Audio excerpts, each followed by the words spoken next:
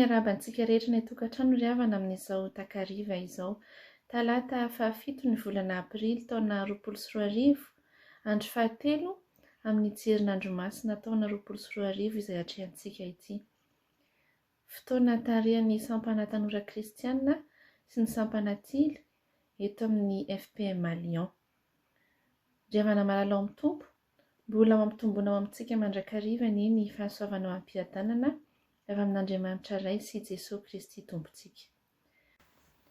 Misaotra an'Andriamanitra mandrakariva isika ry havana satria na dia eo aza ny sakatsakana izay mety tsy nahafahantsika natanteraka izao fanompom-pivavahana izao, manoloana ny toe-javatra izay miseho eto amin'ny firenentsika ankehitriny, dia mamindra fo amintsika mandrakariva Andriamanitra ary tiantsika izy dia nomeny izao fotoana izao tsika ahafahana manantona azy, mandiny tena mandritra ity herinandro masina izay atrehantsika ity. Hisaotra sy hidiran'Andriamanitra isika ry havana ho andeha iarahantsika mamaky ny Salamo 7:30. Salamo 7:30 iarahantsika mamaky amin'ny anaran'i Jesosy Kristy Tompontsika. Amin'ny anaran'i Jesosy, aoka tsy rehetra ny fahatezeranao noho ny amin'ny mpanao ratsy, ary aza mialona ny mpanao meloka, fa hotsinjaina faingana tahaka ny ahitra izy ka halazo tahaka ny ahi-maitso. Matokian'i Jehovah ianao ka manaova ny soa, dia onina amin'ny tany ianao ka ho faly amin'ny fahamarinana, ary miravoravo amin'i Jehovah ianao dia omeny anao izay rehetra ireny ny fonao. Ankino amin'i Jehovah ny lalànao ary matokia azy fa ho ataony tanteraka, ary ampiseho ny fahamarinanao tahaka ny mazava izy, ary ny raronao anao tahaka ny taotavovonana. Miantombena tsara miandry an'i Jehovah ianao ka manantena azy, aza tesitra amin'izay ambinina amin'ny lalana, dia amin'izay olona manao sain-dratsy, mitsahara amin'ny fahatezerana ary mahafoiza ny fahavanirana. Aoka tsy rehetra ny fahatezeranao, fa ratsy no hiafaran'izany. Fa ny mpanao ratsy ho fongorina, ary izay miandry an'i Jehovah no andovan'ny tany. Fa rehefa afaka kelikely dia tsy hisy ny ratsy fanahy, fa handinika ny fonenany ianao ka tsy ho hita izy, fa ny mpandevitra kosa no andovan'ny tany ka hiravoravo amin'ny haben'ny fiadanana. Amen. Andeha rahantsika midera sy mankalaza an'Andriamanitra ry havana ny firana 700 ataontsika amin'izany ny andiany voalohany sy faharoa, firana 700.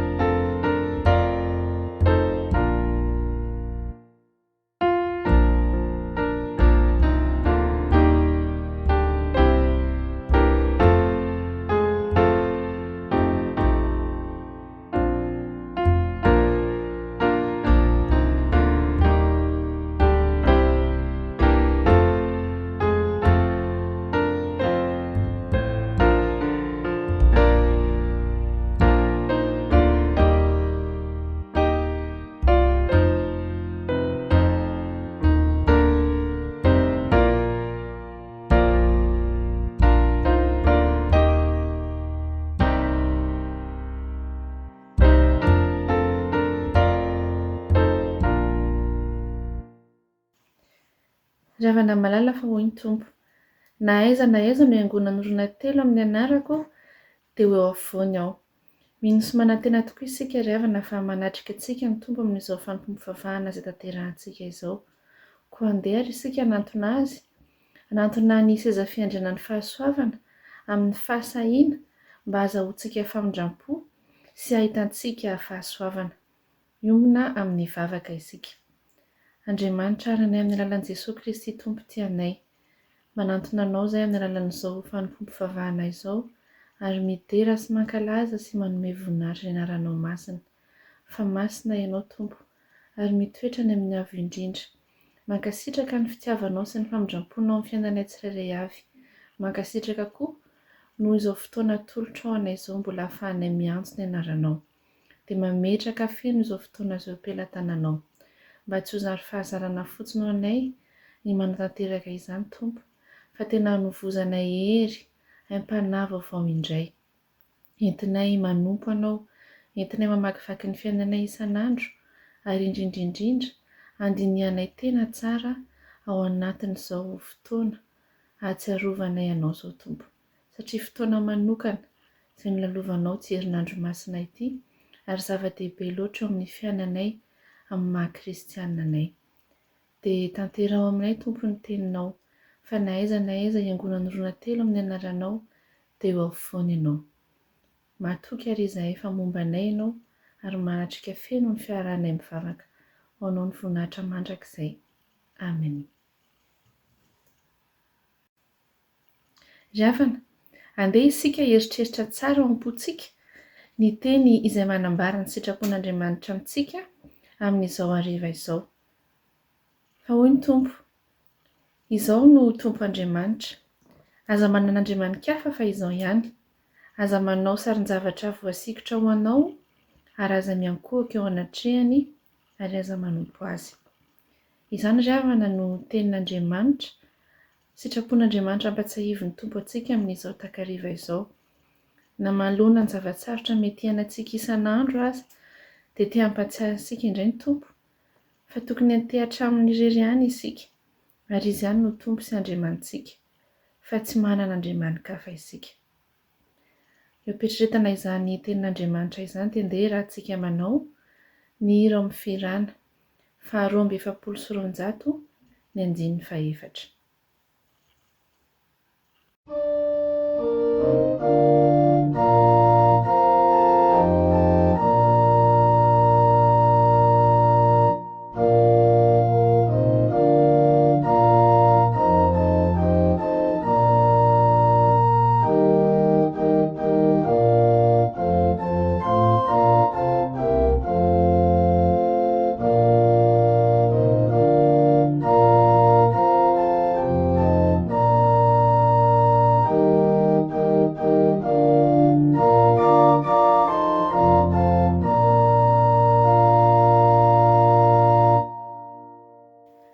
Ry havana malala, tsy natanteraka izany sitrapon'Andriamanitra izany isika, na dia iray azy, kanefa mahatoky sy marina Andriamanitra. Koa raha miaiky ny fahotantsika isika, dia hamela ny fahotantsika izy sy hanadio antsika ho afaka amin'ny tsy fahamarinana rehetra. Koa aokary isika anetry-teny eo anatrehany, hiaiky ny fahotantsika, hivavaka isika. Ry Jesosy Tompo Andriamanitra eo, manoloana izany teninao izany izay mampatsiahy anay fa tsy tokony hanan'andriamanikafa fa tsy ianao izahay, dia mahatsiaro menatra sy mangay ahy izahay Tompo, satria tsy nahatanteraka izany. Na dia niezaka aza dia tsy nisy, na dia iray aminay aza manana fahamarinana eo anatrehanao fa meloka izahay. Koa dia mangataka indrindra ny famindramponao noho ny amin'ny alalan'i Jesosy Kristy Tompo tianay, izay efa nanolo tena ho avitra hisolo anay. Mifoana aminao izay Tompo fa tsy mendrika ny antso ny anaranao akory. Mamindrafo aminay, mamela ny elokay. Indrindra moa Tompo fa manoloana ny zavatra sarotra indraindray izay iainanay eo amin'ny fiainanay isan'andro, dia manjary te hantehatra amina hery hafa izahay. Mampatsiahy anay ianao androany Jesosy Tompo fa tsy misy afa-tsy ianao irery ihany. Tsy misy afa-tsy ianao irery ihany no Andriamanitray. Koa dia te hiverina aminao izahay. Te hiverina aminao satria tsy mahavita tena sy tsy mitsinona raha misaraka aminao. ho mamindrafo mamela heloka. Amen. Andeha rahantsika manao ry havana ny hira 3 sy 400 eo ampireretana tsara mialoana andrenesantsika ny teny famelan-keloka izay atolotry ny tompo antsika.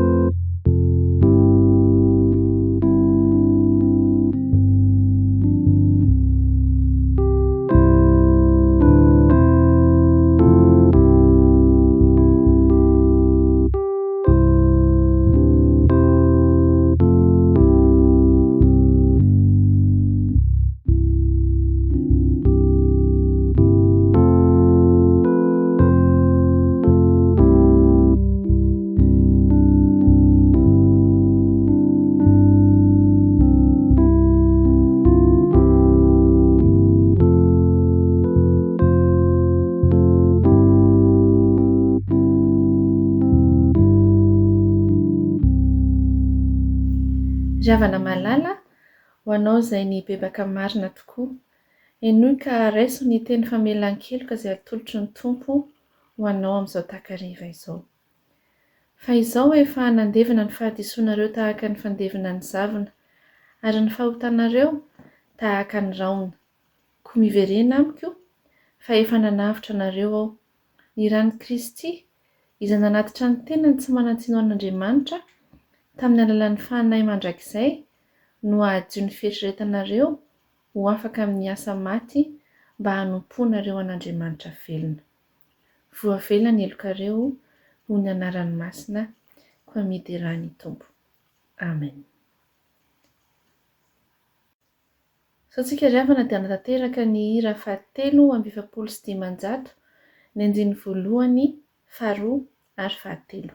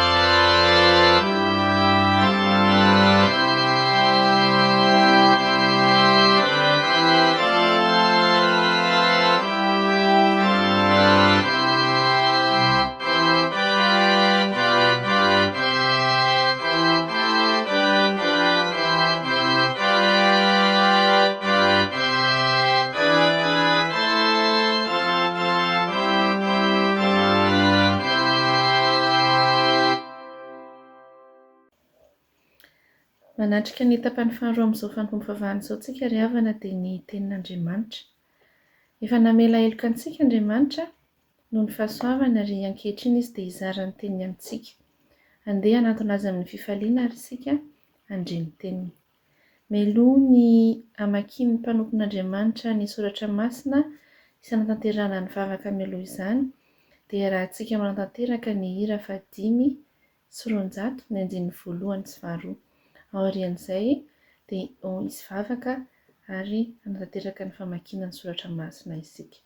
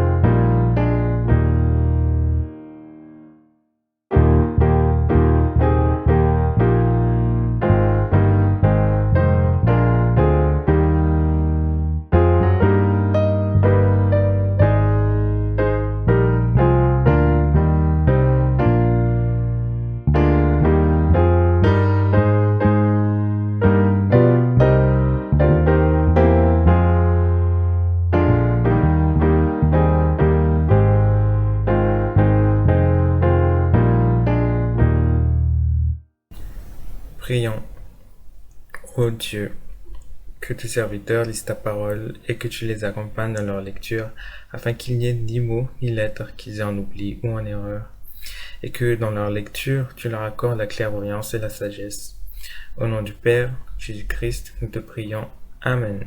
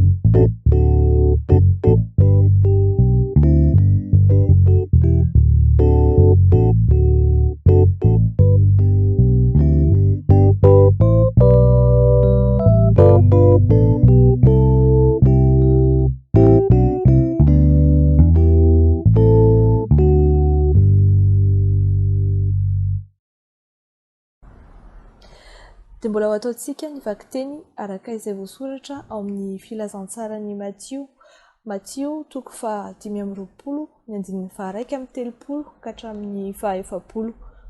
Matthieu chapitre 25 verset 31 à 40. Toy izao ny vaky ny teny amin'ny anaran'i Jesosy.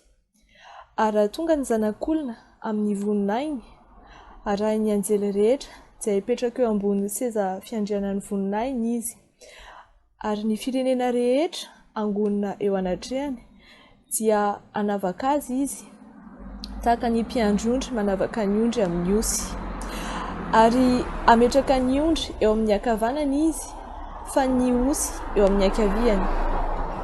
Ary amin'izany ny mpanjaka dia ilaza amin'izay eo amin'ny ankavanany hoe avy ianareo izay notahin'ny raiko, mandova ny fanjakana izay voavoatra ho anareo hatr'izay nanonanareo izao tontolo izao. Fanoana aho dia nomenareo hanina, nangetaheta aho dia nampisotro inareo, nivahiny aho dia napetranoanareo, tsy nanan-kitafy aho dia notafianareo, narary aho dia notsaboinareo, tao an-trano maizina aho dia novanginareo.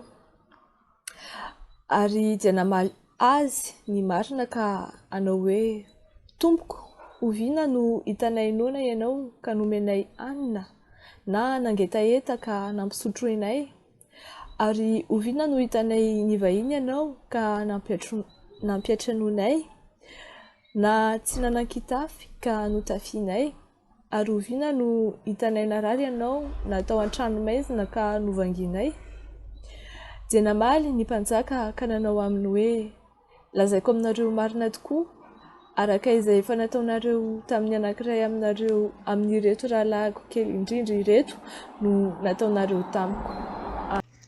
Ary dia ilaza indray amin'izay eo amin'ny ankaviany kosa izy hoe miala amiko ianareo izay voaozona ho any amin'ny afo maharitra mandrakizay izay voavoatra ho an'ny devoly sy ny anjelony. Fanoana aho fa tsy mba nomenareo hanina, nangeta eto aho fa tsy mba nampisotroanareo, ny vahiny aho fa tsy mba nampiatranoanareo, tsy nanan-kitafy aho fa tsy mba notafianareo, narary sy tao an-trano maizina aho fa tsy mba novanginareo. Ary dia maly kosa ireo hoe tompoko, oviana no hitanay noana ianao, na nangeta eta na ny vahiny, na tsy nanan-kitafy na narary na tao an-trano maizina ka tsy mba nanompo anao izahay. Fa hamaly azy izy ka hanao hoe lazaiko aminareo marina tokoa araka izay tsy nataonareo tamin'ny anankiray amin'ireto kely indrindra ireto no tsy mba nataonareo tamiko. Ary ireo dia hiala ho any amin'ny fampijaliana mandrakizay fa ny marina ho an'ny fiainana mandrakizay. Amen. Ray Masino manamasinana amin'ny fahamarinana, fa ny teninao ny fahamarinana. Amen.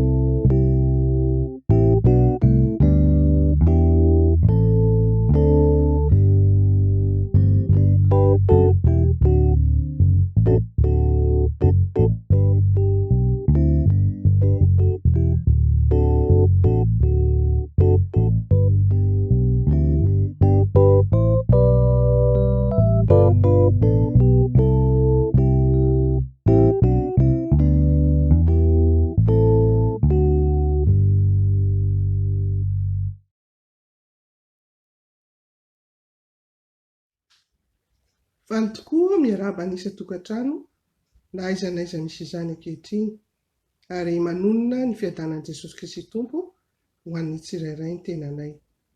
Iara hivavaka isika tompoko.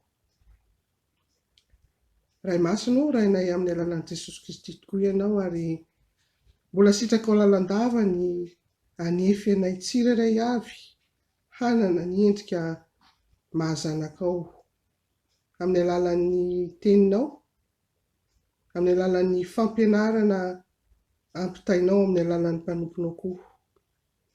Ankehitriny Tompo, mety aiza ary ianao hanafy amin'ny fahamasinanao ity mpanomponao ity, raha hitondra ny teninao izy ankehitriny, mba hipakatra any am-pon'ny mpiaino izany, ka hitondra ny famonjena feno izay ateraka izany, ho famonjem-panahy, andraisana fiainana, dia irao ny fanahinao masina hiasa ao am-pon'ny tsirairay na aiza n'aiza toerana misy azy avy ireny amin'izao fotoana izao, amin'izao androm-pihiboana izao.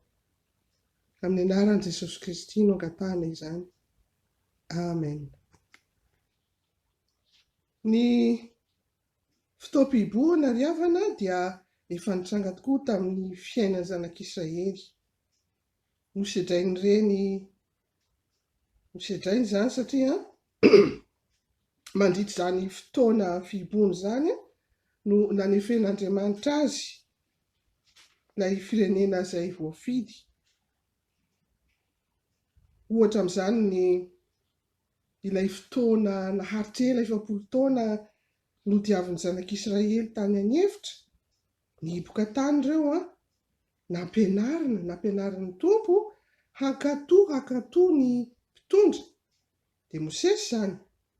Ary Mosesy dia olona notendren'Andriamanitra satria lehilahy marina, tena omba azy tokoa Andriamanitra. Ny asany Mosesy tamin'izany mitondra ireo olona marobe firenen'ireo izy niala avy tany Egipta ho any amin'ny tany Kanana, ilay tanàna izay tondra dronono sy tantely, satria izany no sitrak'Andriamanitra hanafaka amin'ny fanandevozan'ny Egipta hitondra azy any amin'ny toerana vaovao tsara fiainana fiadanana. Dia koa sary ankehitriny araroantsika izany fotoana izany, araroantsika izao fotoa pistahantsika izao na ataoko hoe fotoam-piboahana mba andinitsika tena izao fotoana anatin'ny herinandro masina izao, fotoana izay niaretan'ny Tompo Jesosy ataontsika amin'ny fahatsiarovana, dia hiakatra ho an'ny Golgoty izy eto ombona amin'ny hazo fijaliana. Ary hatramin'ny farany Jesosy Kristy tamin'ny fotoana niarahany tamin'ny mpianatra sy ny olona maro, hatramin'ny farany izy dia tsy nitsahatra na mpianatra azy ireo. Izany no nataony ho fanefena avy amin'ny fototeny hoe tefy, mba ho mpanompo tsara, mahasoa, mahavonjy, endry reny rehetra reny, indrindra mba ho tsara fiadvanana eo anatrehan'Andriamanitra ary anana ny endrika sy hitondra marina ny anarana hoe zanak'Andriamanitra amin'ny alalan'i Jesosy Kristy. Koa na ny fampianarana sy ny anatra sy ny fahagagana rehetra izay ny tontosaina dia tanterahan'izay mino azy koa araka ny ambara ao amin'ny Mateo 4:12 manao hoe izay mino ahy ny asa ataoko no ataony koa, ny asa ataoko no ataony koa. Eto ary dia misy asa izay hotanterahana eto amin'ity andian-tsoratra masina izay niraisintsika ity. Misy asa tanterahan'ito Jesosy ito izay tsy azo nizaniza olombelona eto tany atao, dia ny asa fitsarana izy eto. Ilay fitsarana amin'ny andro farany dia tsy mbola tonga fa ho avy, ary faminaninany amin'izany andro izany noborahiny eto amin'ity amin'ny 1:30 ka hatrany amin'ny 9:20 eto. Efa tanteraka avokoa 4 taona mahery lasa izay ny zavatra rehetra tao anatin'ny faminaniana nambaran'ny mpanao salamo, na ny Isaia, na ny Zakaria, ny Jeremia, Nehemia, etc sy ny mpaminany hafa koa efa tanteraka ireny, fa ny fiverenany sisa no andrasana. Eo ampiandrasana izany tsika ao anatin'ny fotoana ilay ambara hoe andro faranysika izao. Ary ito ambaran'ny Mesia ito dia Jesosy izany, na ilay atao hoe manonona teny eo zanak'olona, ito ambarany ito dia tena manitikitika ny saina tokoa, ary mety mampikorontatsaina ny maro hafa aza anontany na anontany na metra-panontaniana maro samihafa, toy ny hoe iza no handray ny fiainana mandrakizay, na hoe iza no ho tafiditra amin'ny fanjakan'ny lanitra, na araky ny hita eto izany dia ny hoe iza no manana anjara amin'ny toerana namboarina sy voavoatra hatr'izay. Fa samy te mba hanana an'izany toerana izany avokoa ny isika rehetra, indrindra ny mpino kristianina na ny tonona hoe kristianina tsotra fotsiny. Azafady, izany angano manetsika ny maro ho anatanteraka na miezaka fatratra hanao ny asa, le asa voatonon'ny Kristy tery ambony hoe ny asa ataoko no ataoko, zay asa fanompona raha teo dia miteraka izany fanantenana handray toerana amin'ny fiainana mandrakizay. Saingy misy indro kely hoy aho araka ny voabaran'i Jesosy amin'ny faminaniana eto. Koa raha famininy izany dia tena tsy maintsy ho tanteraka tokoa. Ampatsahivina fa fampianarana momba ny endriky ny mpanompo tsara no atolony etsy ambonimbony etsy. Raha ny haino ny andiateny tsy lahateny omaly isika dia momba ny mpanompo mahasoa, mpanompo tsy mahasoa nambaratao. Ka izay toerana ho an'ny mpanompo tsy mahasoa no voatsindry mafy ery am-pamaranana. Raha ringa ho vakiana hoe inona moa izany? 7 ao amin'ny Matio 5:20 ihany toy izao: ary ho any maizina ny velany ny mpanompo tsy mahasoa, any no misy fitomaniana sy ny fikitroanify. Ny mpanompo tsy mahasoa zany no ariana any. Fa inona kosa no borahany eto amin'ny 4:30? Ndeha ho jerentsika laza toy izao aminaran'i Jesosy: ary amin'izany ny mpanjaka dia ilaza amin'izay eo ankavanany hoe avy ianareo izay nitahiny raiko, mandova ny fanjakana izay voavoatra ho anareo hatrizay nanorenana izao tontolo izao. Ankavanana, eo amin'ny ankavanana. Sarotsarotra izany ry havana. Misy indro kely ho iaho tetsy ambony teto hoe ny amin'izay hevitra hiaverantsika hidirana amin'izany toerana eo ankavanana izany, satria tena miezaka mafy isika. Miezaka mafy isika manao izay tsy tratry ny aina mihitsy handray izany toerana izany amin'ny alalan'ny fanaovantsika ny asa. Manao ny asa tsika amin'ny herin'ny tena tsika manontolo. Manezakezaka mafy tokoa eo ampanevana ny asa ilay fanaon'i Kristy nambarany teny ambony. Na izay ambaran'ny soratra masina koa, takiana amin'ny mino. Ary tena ao anatin'izany fanaovana ny asa izany nefa dia maro ny mpino no mila sitraka na mila tamby amin'ny fanefana ireny asa fanompoana ireny. Dia aiza ny toerantsika izany? Rehefa miezaka mafy tohinana isika. Ka isika va ny tenantsika ve no avy dia mitombona eo amin'ny toerana ankavanana? Raha ty ry havana, aoka mba hitandrina isika ry havana. Ka tsy ahoana rehefa fiteneny izany, tsy hanao hitsin-dalana ka avy dia handray izany toerana izany. Tsy anjarantsika mihitsy ny maka ny toerana eo ankavanana na dia miasa fatratra toa inona atsika. Fa ny zanak'olona, ny mpanjaka manana ny fahefana hanao izany arak'izay voasoratra eto. Dia tohizantsika ihany, mahazendana tokoa ilay hiendrika ampisehon'i Jesosy ny amin'ny fomba fitsarana ao anatin'ity faminaniana ity. Dia ahoana? Ampitahiny amin'ny ondry amanosy ny firenena rehetra.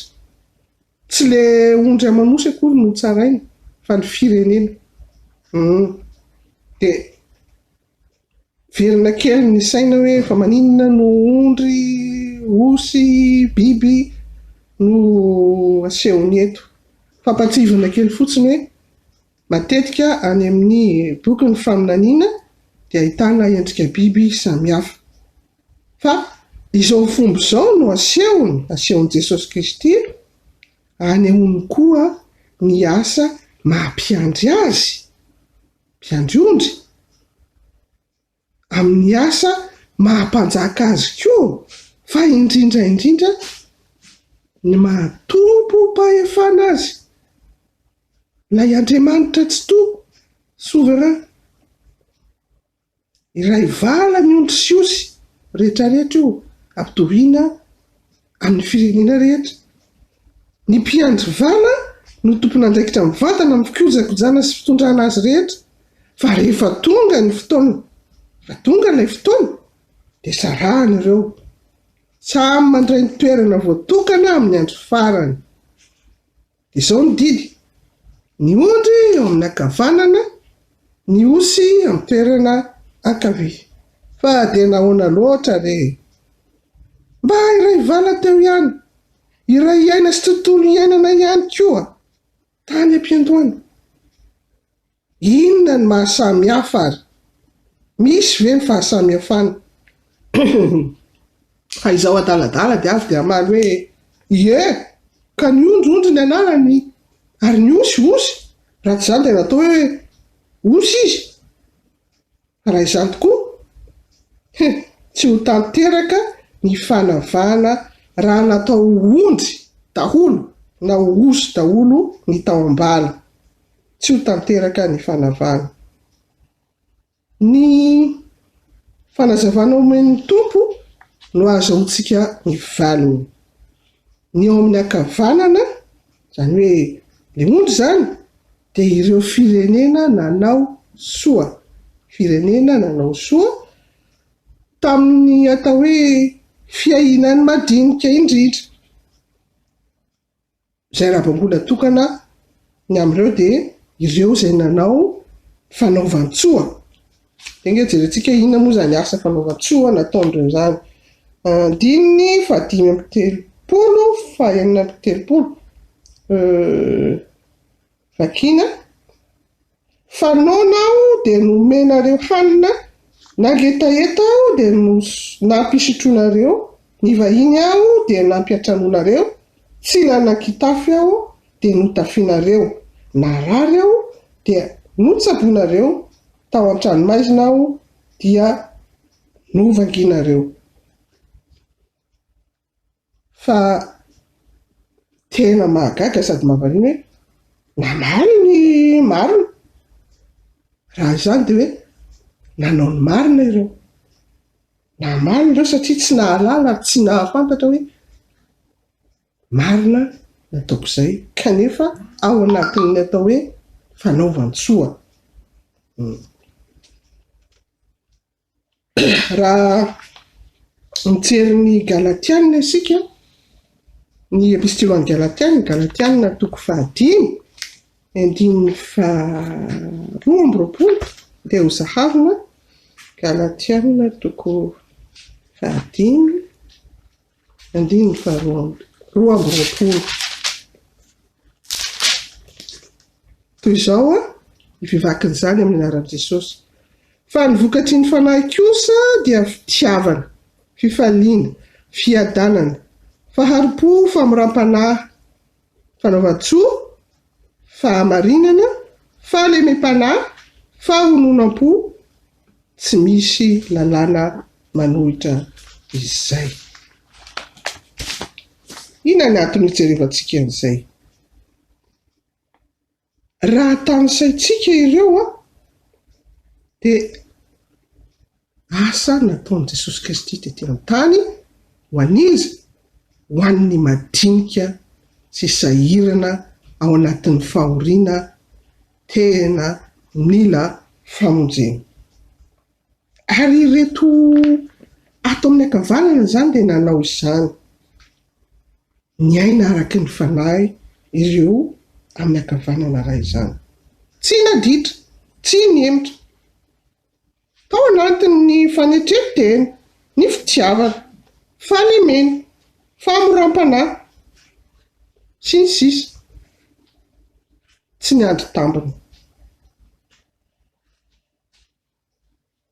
zay manao izany zay manana n'izany no apetraky ny mpanjaka eo ankavanana amin'ny fiverenany amin'ny fahatongavana mitodika amintsika tsirairay ankehitriny ny teny anjarantsika androany amin'izao andron'ny fiandrasana izao. Miandry an'i Jesosy Kristy tsika, miandry ny fiverenantsika ary atao anaty fitoam-piboahana confinement.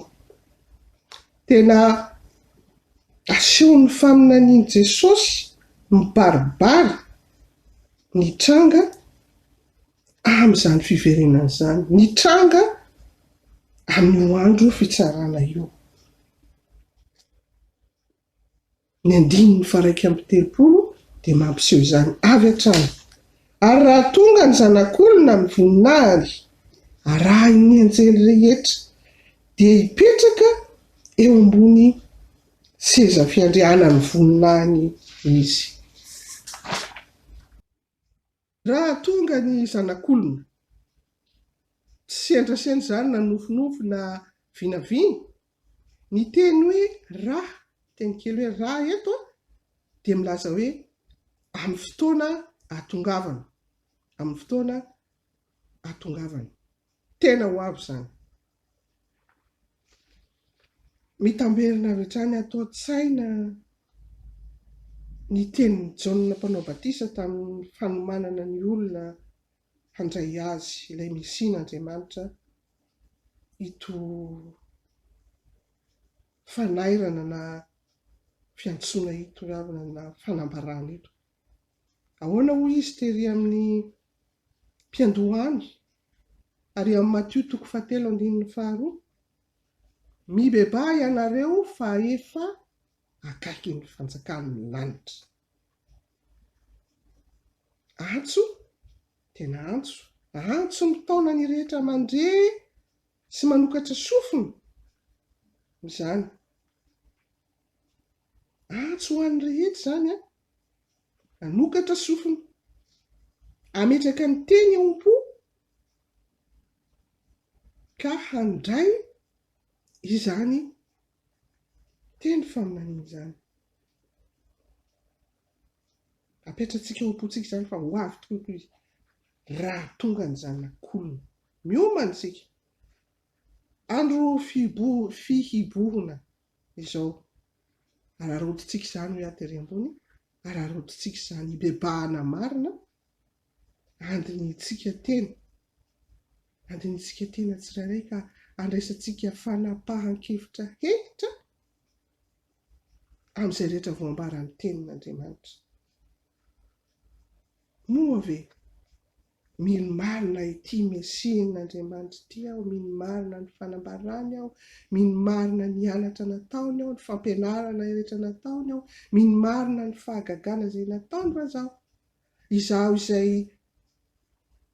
nampianarana tamin'ny alalan'ireny teny ireny, ireny teny izay nafafy ireny, nafafy tamiko mba ahasoa ny fiainako manokana, mba handraisako ny fiainana mandrakizay. Ka moa ve izaho ty? Ka moa ve izaho nahatontosa ny asa fanompoana izay napetrany tamiko raha tanika niny marina aho? Nanao ny asa fanompoana tamin'ny herin'ny fanan'Andriamanitra fa zao ny herin'ny nofoko ihany ve nanaovako izany sa hery hafa? Na hoe mba sitraky ny mpanjaka ve ny ametraka eo an-kavanany? Voambara tery ambony fa ny mpitsara na ny mpanjaka izay ho avy ilay efa tonga dia an-tany no nampianatra ny lalana sy fomba ahazoana fiainana. Ary izy irery ihany no tena tompo ny fahefana amin'ny fametrahana amin'ny toerana. Manana anjara izay adidy kosa izay nampianarina sy nandray nianatra. Manana anjara izy hanefa ny asa amin'ny finoana, hanefa izany asa izany amin'ny finoana fa tsy amin'ny herin'ny tena rery, na miandrandra hoe rehefa manao ny asa aho dia handray ilay toerana any amin'ny fanjakan'ny lanitra. Ary izany no atao dia atao amin'ny anaran'ilay mpanjaka, amin'ny anaran'ilay nampianatra dia Jesosy Kristy, amin'ny anaran'ilay mpiandry tsara izay niandry tao anaty vala. Ary raha mino marina ny mandray izany teny izany, mandray ny finoana an'io zanak'Andriamanitra ilay tokana io ho ilay mpamonjy tokoa, dia ho tanteraka izany. Efa nampianarina antsika tamin'ny fony fahazazantsika ny amin'io fitiavan'Andriamanitra io. Ahitantsika ao amin'ny Jaona 3:5-10 zany izay manao hoe toy izao ny fitiavan'Andriamanitra izao tontolo izao, nomeny ny zanan'ilay tokana mba tsy ho very izay rehetra mino azy fa hanana fiainana mandrakizay. Natao inoana ilay zanaka tokan'Andriamanitra hananana ny fiainana mandrakizay, dia mifampitohy amin'ny tenin' Jesosy Kristy ilay zanak'Andriamanitra tokana manao hoe izay mino ahy ny asa ataoko no ataony koa. Aiza ho aiza arytsika, izany ny fanontaniana mety hipetraka hoe manoloana izany rehetra atolotr'Andriamanitra, atolotry ny teny izany, dia mametra-panontaniana ny tena milaza hoe aiza ho aiza ary zaho anatin'izany rehetra izany. Mbola lavitra ezaka, mbola lavitra tokoa ny ezaka. Aokary tsy salasalantsika ankehitriny amin'izao fotoam hibony izao. Aoka antsika tsy salasala hibebaka, satria tsy nahefa ny teniny, tsy nankatoa ny teniny.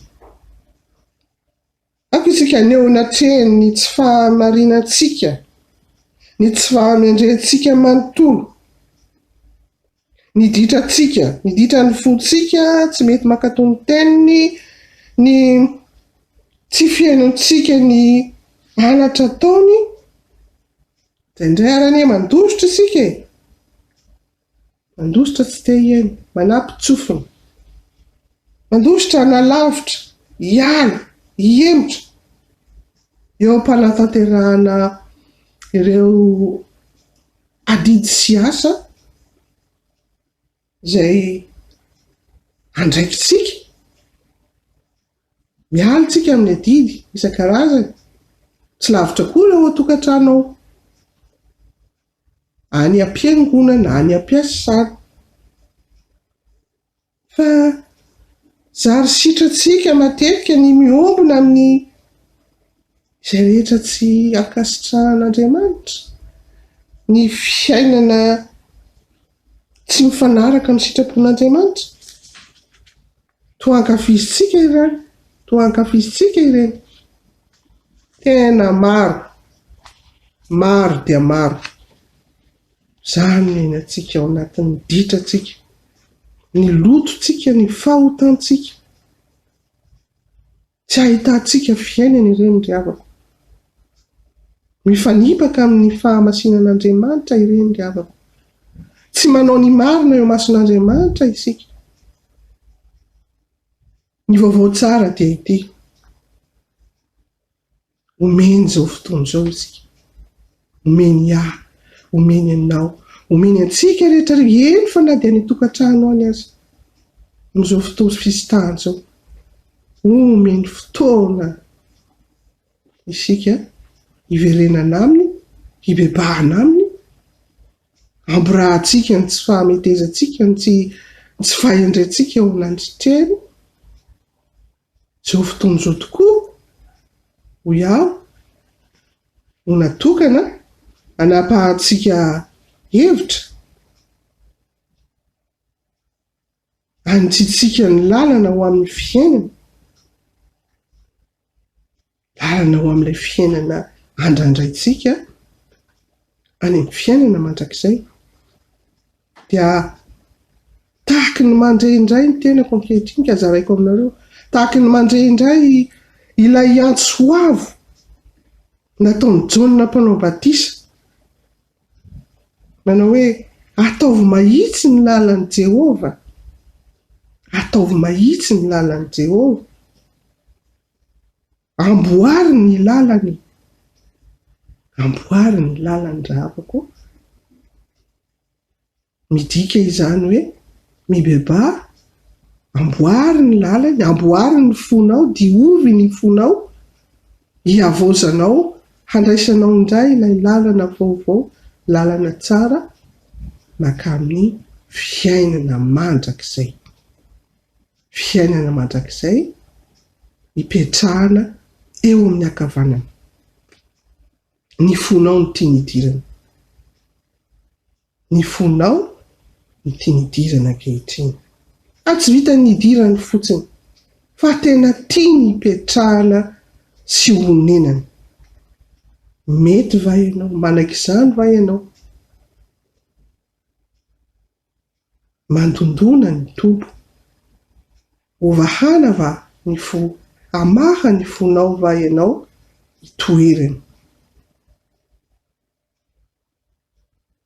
Te hitoetra ao am-ponao ny tompo mba hanananao fahamasinana, ny fahitsiana ary ny fahamarinana izay ateraky ny fanahy, tiany, zitrany ny andraisanao izany, ny hanananao izany, mba ho marina ianao eo anatrehany ka dia handray soa, handray tsara, handray soamatsara ny toerana efa voavoatra eo amin'ny ankavanana. Dia mahireza daholo masitraky ny tompo ny hanananao izany toerana izany.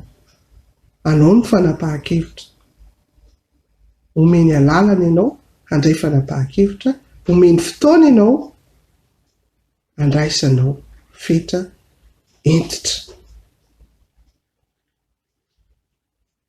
Amen. Ho aminareo irery havana ny fahasoavana mampiadanana avy amin'Andriamanitra raintsika sy Jesosy Kristy zanaka. Amen.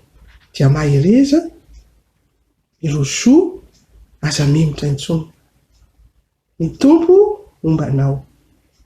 Mazotoa mivavaka mandrakariva. Amen.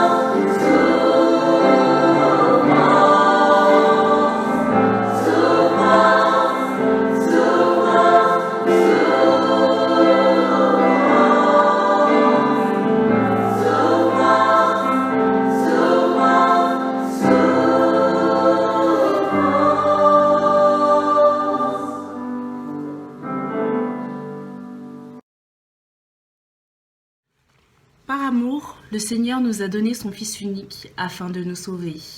Chers frères et sœurs en Christ, je vous invite alors à prononcer tous ensemble d'un seul cœur notre profession de foi. Minan'Andriamanitra iray tsy tompanao ny lanitra sy ny tany aho ary mino an Jesosy Kristy zanan'ilay tokana tompontsika izay notorotoroana tamin'ny fanahy masina nateraky Maria Virjiny nidzara nanapaka Pontio Pilato nombona tamin'ny hazo fijaliana maty ka nalevina nidina tany amin'ny fianan-tsita nitsangana tamin'ny maty tamin'ny andro fahatelo niakatra ho any an-danitra nipetraka eka havanan'Andriamanitra iray tsy toa avy ao ny haviany tsara ny velona sy ny maty mino ny fanahy masina aho ny fiangonana masina manerana izao tontolo izao ny fiombona ny olona masina ny famelan-keloka ny fitsanganan'ny tena amin'ny maty ary ny fiainana mandrakizay. Amen. Il est écrit dans l'épître aux Colossiens, chapitre 3, verset 15, que je lis au nom de Jésus, que la paix du Christ, à laquelle vous avez été appelés en un seul corps, préside dans vos cœurs, et soyez reconnaissants. Amen. Nous, croyants, laissons le Dieu de paix prendre sa place dans notre cœur, dans notre esprit, dans notre vie au quotidien. En toutes circonstances, soyons reconnaissants pour ses nombreux bienfaits. Sa paix et son amour sont bien plus puissants, oui, bien plus puissants que nos soucis, que nos doutes, que nos peurs. Avant de prier notre Père, je vous invite à chanter le cantique 488, les 3 strophes.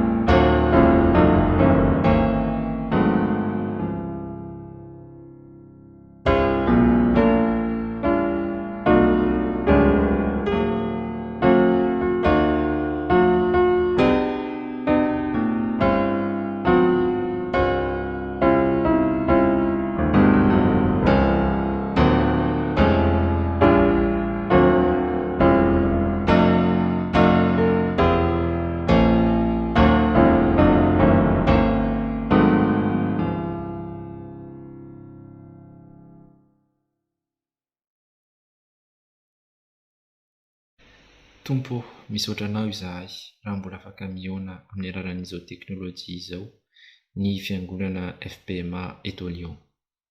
Ianao anie anome hery hatrany ireo mpiangona eto amin'ity tafo ity, indrindra fa amin'izao fotoan-tsarotra diavan'ny firenena rehetra maneran-tany izao. Mivavaka ho an'ireo mpanomponao eto izahay, ingane ny fanahinao masina hitaridarana azy hatrany amin'ireo asa mandrara napetraka ao taminy. Mivavaka manokana ho an'ny Ray aman-dreny mpitandrana izahay, tsy mbino izy sy ny ankonany mba ahafahany manohy hatrany ny asa fitorinany filazantsara. Arova izy matsio rifo fa atanjaka hatrany eo anilanao. Mivavaka ihany koa izahay ho an'ireo sampana rehetra eto amin'ity tafo ity. Na samy any tokantrano tsirairay avy any aza izy ireo, dia tsy manadino ny asa masina napetraka ao taminy. Tantano izy mba hitombo hatrany ny finoany. Zany ny vavaka ataonay. Misaotra Tompo. Amen. Prions pour les malheureux, Seigneur. Donne-leur la force de trouver quelconque positivité dans cette vie de tous les jours, malgré tous les tourments actuels. Nous prions aussi pour les sans-emploi, Seigneur, nous ne les oublions pas. Donne-leur le courage de trouver les ressources nécessaires pour pallier leurs besoins quotidiens. Guide-les, Seigneur, pour accomplir cette tâche. Amen. Dia mbola hiaraka hivavakantsika. Ry Andriamanitra Ray tsara indrindra isan'ny an-danitro, mideranao izay mankalaza ny anaranao be voninahitra fa Andriamanitra tsara indrindra, Andriamanitra masina anao, mahagaga, mahery, tompon'ny fahefana any an-danitra sy etỳ an-tany. Tsy manana Andriamanitra hafa izahay fa ianao irery ihany. Koa ankehitriny manantona anao amin'ny alalan'i Jesosy Kristy zanakao izahay amin'izao herinandro masina izao, dia andro ahatsarovanay azy, mihavaka tsaroanay tokoa ny fampijaliana azy, ny aretany, ary ny tenenanao ankehitriny fa ny dia kapoka taminy no nanasitranana anay. Koa mitalao aminao izahay Jesosy, ilay nandresy ny fahafatesana, mandalo izao arety mandoza sy mandringa izao izahay, sitrany ny vahoaka marary rehetra, omeo hery ireo mpitsabo, ary irao ny fanahinao masina azon'ny firenena manontolo hibanjina ilay Kalvaria. Vonoy izay rehetra endrika tsy fitiavanao ka mahatonga izao aretina izao. Indro izahay ankehitriny manavao ny fanoloran-tenanay fa handray anao Jesosy Kristy fitiavana, ka na inona no ataonay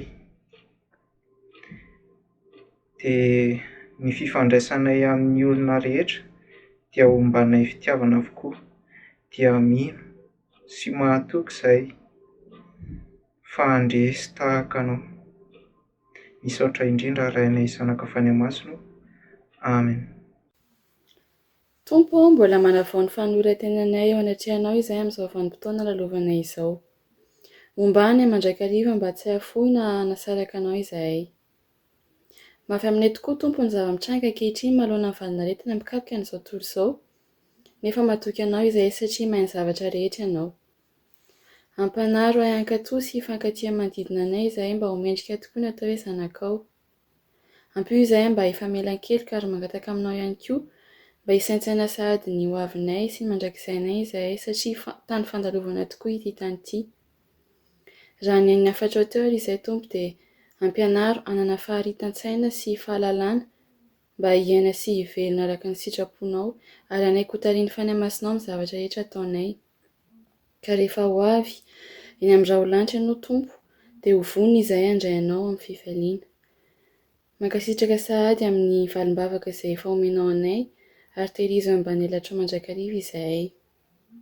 Misy mahatoky izahay fa menanay anao Tompo.